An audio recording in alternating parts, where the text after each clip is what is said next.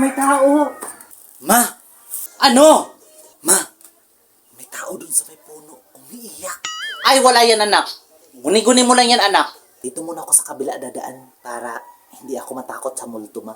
Sige, nak. Doon ka sa kabila.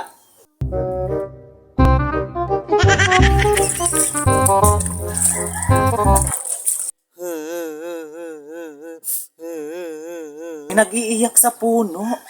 Hoy mga multo, hindi nyo ako matatakot. Magpakita lang kayo dyan. Ano na naman? Meron din doon sa may puno ng limon, ma. Wala yan, anak. Umaga may multo? Sige, anood pa ng mga horror.